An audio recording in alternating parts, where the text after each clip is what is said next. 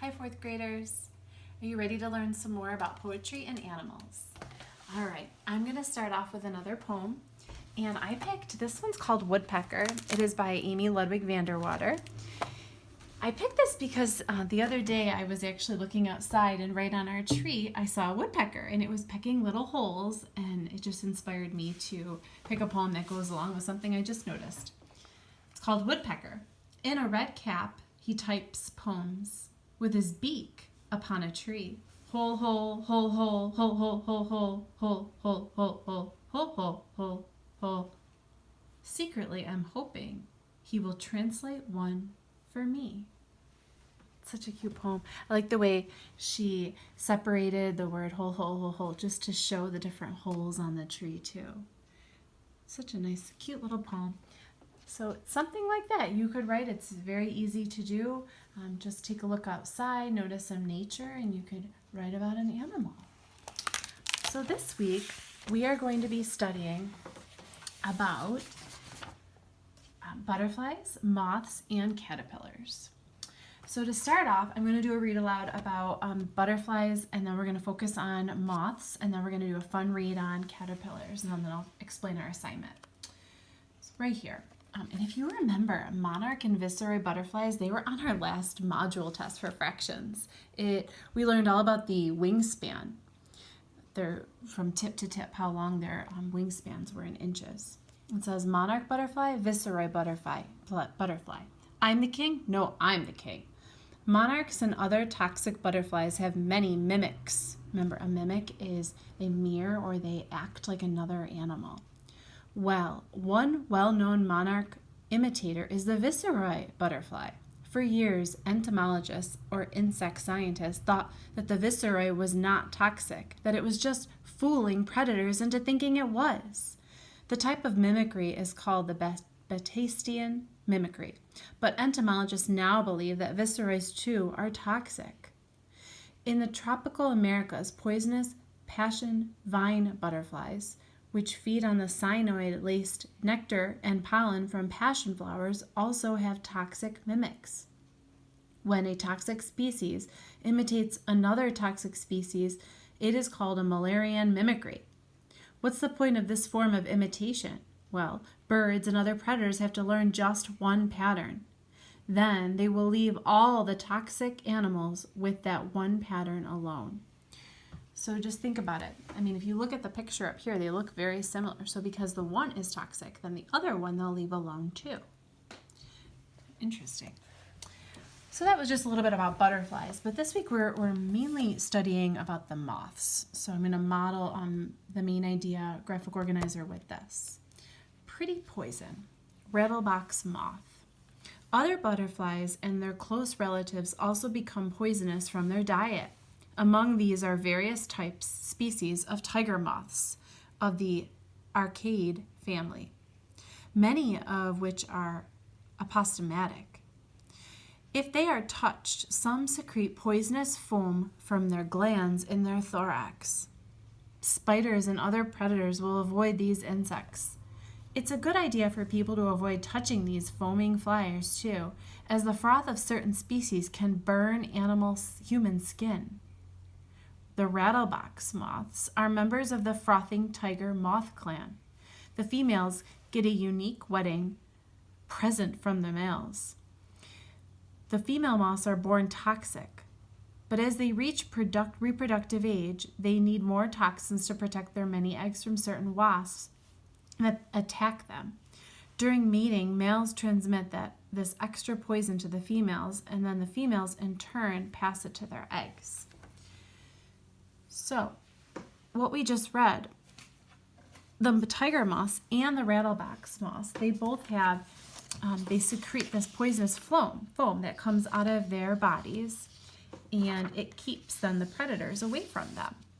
Okay, so I'm just going to review really quick what a main idea is, and this is on the anchor chart that I attached for you last week, so you can always go back and take a peek at it.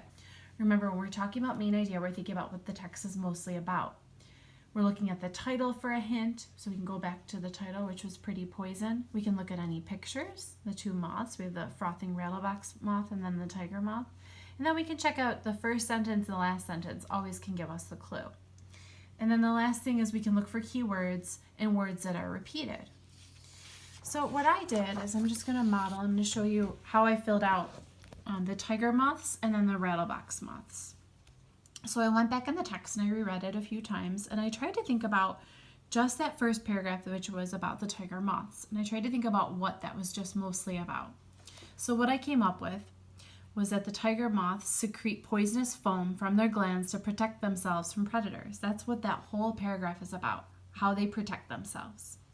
And then two details that support how they protect themselves, what they have on their body, is I chose spiders and other predators completely avoid the tiger moths because they know that they have this poison. And then also the froth from certain tiger moth species can burn human skin. I thought that was an interesting detail that goes right with the main idea. Okay, so that's what I did for tiger moths. And then I did the same thing for rattlebox moths. Now, I understand the information is pretty similar. It's just how they secrete the poison, so that's why I chose to do both. Rattlebox moths, they froth a toxic poison to protect themselves from the predators. Remember, it comes out of the thorax. And then some details that I chose to go with it. The female rattlebox moths are born toxic, but they need more toxins to protect their eggs. And then the last detail that supports the main idea is during mating, males transmit extra poison to the females, and they in turn pass it along to their eggs because they don't have enough, so they have this extra poison. And then they give it to their eggs, so they have that protection against predators. So this is just an example, so if you get stuck on what to do, you can always go back and look at my example, and both of these are attached along with the reading. So inside on the website, you're going to see these two pages. You can always go back and reread. So this next page, I wanted to include it in here because how could we read about butterflies and moths and not read about caterpillars? Plus, this is going to give you a little background information for the assignment for this week.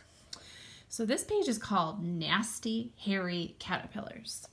Insects are popular prey, so they've had to develop many forms of protection in order to survive, and that means quite a few are bound to be toxic. Some, like the monarchs and the tiger moths, are poisonous. Others, such as in the Io moth and the saddleback caterpillars, are urticating insects with spines that easily break off. And in this case, the spine contain toxins that pour out to irritate predators, making human skin itch and burn. I don't know if that's ever happened to you, but if you've picked up a caterpillar, their hairs come off and it makes you itch. Well, it might be one of these they're talking about. The spines of the cute pus moth caterpillar are covered with a thick coat of reddish-brown hairs. The caterpillar's toxins are the most severe. Besides getting a skin rash, its victims may experience headaches, nausea, weakness, and shock. Ooh. Adult moths don't have venomous spines, but the females of some species will gather the spines from their own cast-off caterpillar skins and then use them to cover and protect their eggs with a cozy, toxic quilt. Wow, that's pretty crazy.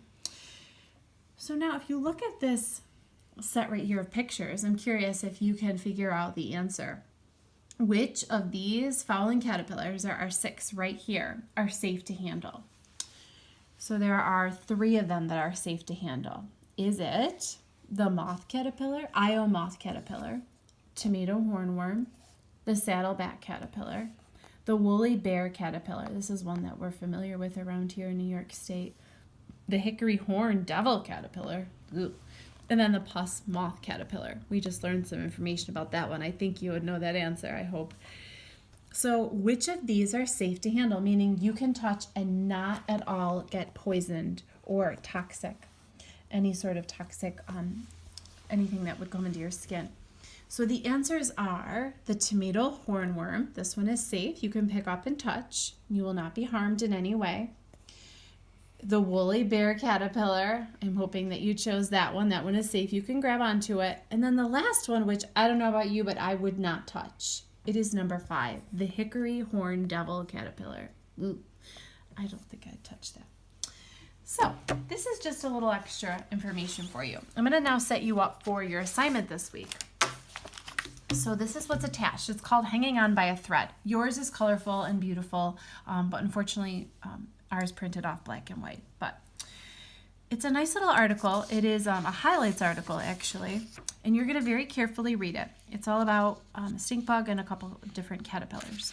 So after you're done reading it at least twice, I would suggest, you're going to just answer these multiple choice questions. There are 5 multiple choice questions. All of the answers are right inside the text. And then the last thing you're going to do, just like I modeled with for our moths, you are going to find the main idea and the 2 supporting details for a couple different sections in the article.